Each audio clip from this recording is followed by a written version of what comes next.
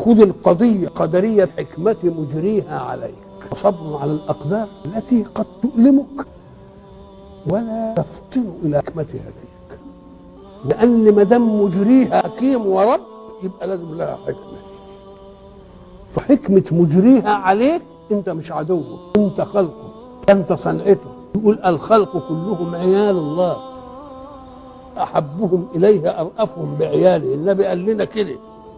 إذا لما ربنا يجري عليك شيء قل بس أنا مش فاهم الحكمة. يكفيك حكمة أن الله هو الذي أجراها. فإن جاءت لك مصيبة، هذه المصيبة من تقصير أنت اللي ملوم بقى. كان لي واحد اجتهد كده ومذاكر كويس وجاي رايح الامتحان الصبح تشرف إلى إنه الإجابة، وبعدين جت سيارة راحت صدماه وموديها المستشفى. يبقى ده اسمه إيه بقى؟ أهي المصيبة. تقول لازم ليه في حكمة، لله فيها حكمة. يمكن الواد عيون مفتحة له وربنا عملها دي فسوخة تميمة عشان تمر علينا.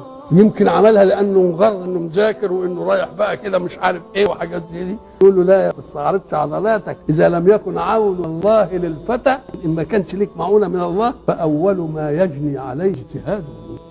تبقى لازم تشوف قدر الله. إن كان المصيبة جاءت شيء منك تبقى لوم نفسك، استوفي كل حاجة جات لك مصيبة، لازم لله حكمة فيها. ما دام لله حكمة يحترم قدر الله في خلقه.